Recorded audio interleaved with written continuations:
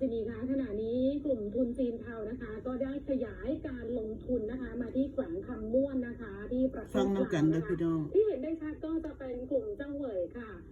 เจ้าพ่อคิงโรมันนะคะบ่อนคาสิโนจากสามเหลี่ยมทองคำค่ะตอนนี้มาปักหมุดนะคะลงทุนสร้างเอนเตอร์เทนเมนต์คอมเพล็กซ์ขนาดใหญ่ริมฝั่งแม่น้ำโขงที่อยู่ตรงข้ามกับจังหวัดนครพนมค่ะพี่น้องได้ยินแล้วเป็นจังไดพี่น้องคิงโรมันหรือว่าสามเหลี่ยมคำเศรษฐกิจพิเศษอยู่ในประเทศลาวนั่นซึ่งเฮ็ดให้ประชาชนลาวหลายๆคนเห็นว่าการพัฒนาของเจ้าเหวยนี่เป็นการพัฒนาอยู่ในแผ่นดินลาวและสร้างเพื่อคนลาวพี่น้องสังเกตเบิ่งบ่ว่าคนลาวได้อย่างใดจากสามเหลี่ยมคำนี้ซึ่งเราเห็นบ่ว่าผู้นำลาวเป็นคนที่สักส่วนหรือว่าเป็นคนห่วงหัวกันกับเจ้าเหวยนี่มายึดเอาแขวงบ่อแก้วนี่เรื่องมาตั้งเป็นอาณาจักรแห่งการหลอกลวงบ่แม่นแต่ว่าคนลาวเด้หลอกลวงทั้งชาวโลก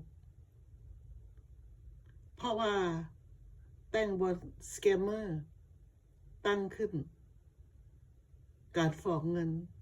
การฆ่ามนุษย์ทุกสิ่งทุกอย่างที่มันบ่ดีบ่งามเกิดขึ้นอยู่ในแผ่นดินลาวอยู่ในสามเหลี่ยมคำนั่นตอนนี้ขยายหลายๆบอนอยู่ในประเทศลาวเห็นบ่พี่น้องข่าวเพื่อนบ้านเพิ่นได้ประกาศให้ฮู้ได้เห็นแล้วว่าขยายไปฮอดแขวงคำม่วนแล้วปัจจุบันนี้และไผเป็นอนุมัติเป็นผู้อนุมัติพี่น้องเฮาต้องเข้าใจสภาพบ้านเมืองหลายๆคนน้องนุ่งลูกหลานว่าการเมืองเฮาบ่สนดอกเพราะว่าหน้าที่ของเฮาเป็นหน้าที่ของรัฐบาลการเมืองก็คือการเป็นอยู่ของประชาชนลาวของบ้านเมืองเพราะฉะนั้นคนลาวทุกชีวิตที่อาศัยอยู่ในประเทศลาวนั้นควรรับฟังและพิจารณาเบิ่งให้ดีว่ามันกระทบประชาชนลาวการดำรงชีวิตประชาชนลาวอยู่ในประเทศลาวนั้น